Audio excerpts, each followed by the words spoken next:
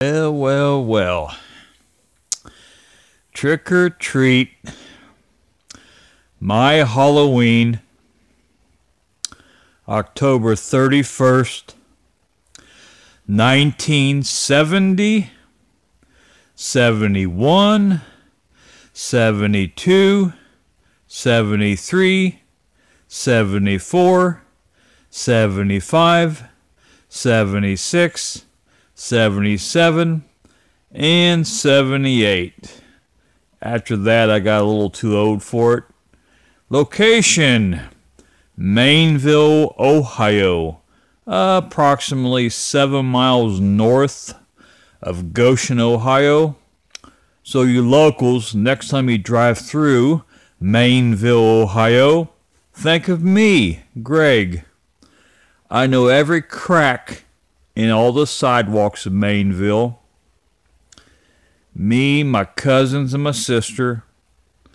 Oh, I tell you what, to us, that was more fun than Thanksgiving. We didn't look at, 12 and 13 years old. We didn't look at the evil or the stories of Halloween. All we thought about was the candy. Oh my God. All that sugar in our veins. That was all that was on our minds. We hit every house. Now, in my days, there was no restriction. The town ordinance or the town the people's agreement, as long as there was a porch light on. If there was a porch light on, so whoever wasn't giving out candy kept their porch light off. As long as there was a porch light on, you could go up to the house.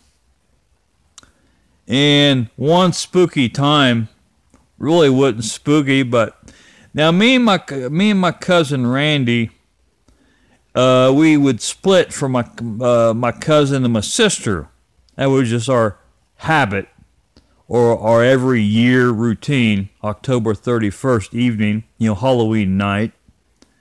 Me and him would go off in a different direction, and they would go off in their direction. In my days, it was safe to go off by yourself. It was safe to go by yourself, but you wanted to be with someone because it's more fun. It's I didn't look at him just as a cousin, as a friend, so to speak. It was to talk to each other. It was entertainment.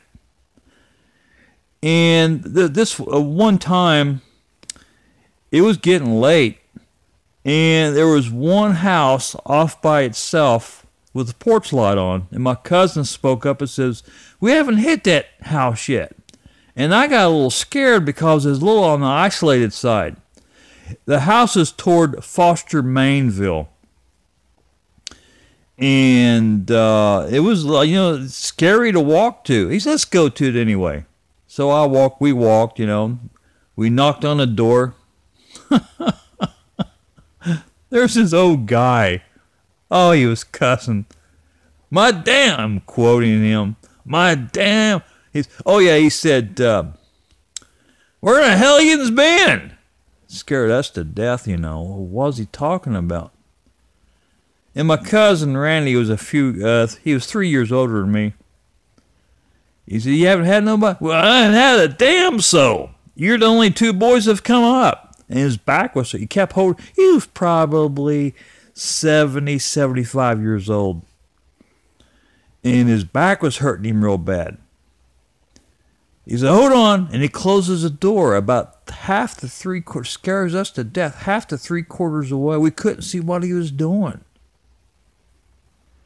And me and my cousin said, "Hell, he's gonna probably get a knife or something and come after us." It's scary because you couldn't hear him.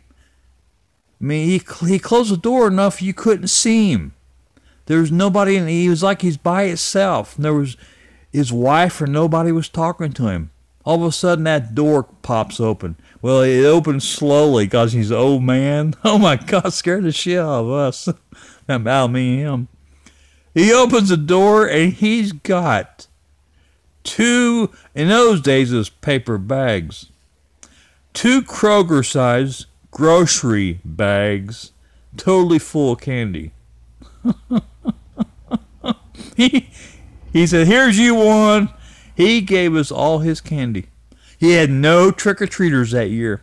He's always had trick-or-treaters. And, his house is too far out. We never really went that way, or went that far to his place. But this time we decided to. But that year he had nobody walk. I guess kids were afraid of him because he held his back about the entire time. He probably wouldn't hurt a flea when I look back at it all. He's probably worked hard all of his life, and the age is catching up with him. He's using the word damn a number of times. He was a cranky old guy, but yet he was nice. You know what I'm saying? I tell you, that was a horror story, not him. We're talking about 45 years, 50 years before, 45 years before a smartphone. We didn't dare ask, do you use this phone to call my mom and dad, calls, help us, we need a car, we need a car, all this candy, we can't haul it by ourselves home. But we did. We didn't dare ask him to use the phone. He was, on the cranky side. Me and my cousin had to carry a bag and a half each all the way back to my grandma's house. Well, his house, because he was next door. Boy, that was heavy carrying all that candy that far.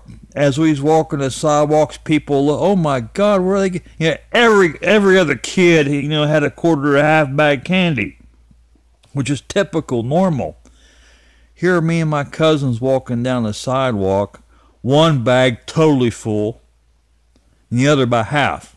So I've got one bag in my left arm, like my cousin has, and whichever arm is the strongest is the one I was carrying the full bag. It was heavy. It's heavy carrying all that candy. So I had one full grocery bag under my left arm, and my other bag I had under my right arm, and the same with my cousin.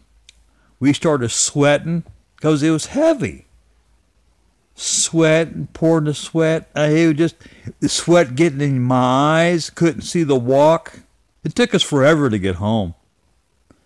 Oh my God! And this one girl and boy, they look at their mom. Where are they getting all that candy at, Mom? My cousin says, we should have told them we robbed somebody. Oh, we had a hell of a lot of candy. I never will forget that. That cranky old guy is the one that was the best to us. Yeah, he was just he sat in there all night with a TV on, expecting trick-or-treaters, and they get nobody. This is the first year. I think this is right around 1974.